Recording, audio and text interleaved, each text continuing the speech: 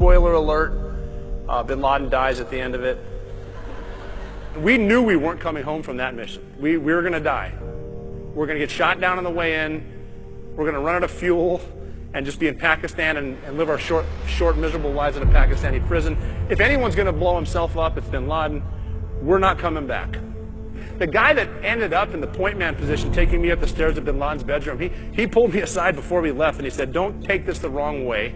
I'm going. But if we know we're going to die, why are we going?" Which is just legit. He wanted to say it out loud, and I said, that's a good point. We are not going for fame, and we are not going for bravado. We are going for the single mom who dropped her kids off at elementary school on a Tuesday morning, and then 45 minutes later she jumped to her death out of a skyscraper. Because that was a better alternative than burning alive, because it's 2,500 degrees inside. And her last gesture of human decency was to hold her skirt down so nobody could see her underwear as she committed suicide. And she didn't want to do any of that. She wasn't supposed to be in the fight. We're supposed to fight. That's why we're going. We were a week and a half into planning that big mission. We had some of the best minds planning the mission to kill bin Laden, and we rehearsed the perfect plan over and over and over every day with real helicopters on a real training site, 14 hours a day, and then afterwards we'd talk about it around a table with a replica. And one night, the boss said, "All right, guys, what's the worst thing that could happen?" And the youngest guy in the room said, "Well, hey, the helicopter could crash in the front yard." He's like, "What? I mean, can we talk about that for 20 seconds? And that happened.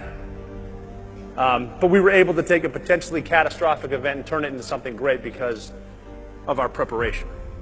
No matter what, we never quit. People will be so close to a goal, 95% of the way there, and have a bad day and then throw their hands, or a series of bad days. That's it, I quit, I'm done, You are not having a bad life, you're having a bad day. Now, saying never quit and never quitting are two different things, so I need to tell you a story. You're in the Navy, so you know how to tie a lot of knots. The test is go tie a series of knots with this rope around that rope. So the instructor will say, okay, go tie a bowline knot. So you hold your breath and swim down there, tie a bowline knot, and you back off. Spend about a minute. He comes back down and checks it, kind of like, yeah, okay, that's good. So you untie the bowline knot, you go back up, you get one breath of air, enough time for him to tell you about knot number 2. So he'll be like, okay, go tie a square knot. The test is simple. Tie 5 knots in a row, you passed. Now, they give you a certain amount of attempts at each test. But a friend of mine named John was on his last attempt. If he doesn't do all 5 right now, they're going to kick him out today. He'll never be a SEAL. Lifelong dream, that's a lot of pressure. On his 5th knot attempt, he drowned. So the instructor swam down to get him. He straddled John and started immediately with a sternum rub, trying to get him to cough it up. Then he started CPR. And we could actually hear him saying to John, come back to the light. So John was out for a minute and a half, finally spit up all the water out of his lungs. And the first words out of his mouth were, "Did I pass?" So the instructor kind of sat back on him, and he's getting his color back too, because he gets to keep his job. He goes, "Yeah, man, you passed." And John goes, "Thank God, I finally got the 5th knot." And the instructor said, "Well, no, you didn't. Look, I'm in a good mood right now, so I'm going to let you in on a secret. I don't care how many knots you know how to tie. That is not part of the curriculum to become a Navy SEAL. My job simply is to see how far you'll push yourself.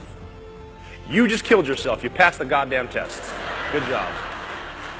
So, when you feel like quitting, which you will, don't quit right now.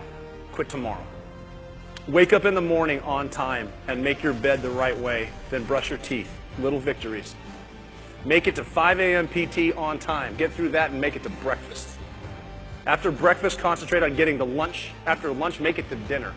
After dinner, do everything you need to do to get back in that bed. No matter how bad your day was, you get a fresh start tomorrow because your bed was made right. And the enemy's all your doubts, all your fears, and everyone you know back home that told you you weren't good enough to do this. Keep your head down no matter what, never quit, and you'll be just fine. Keep moving forward.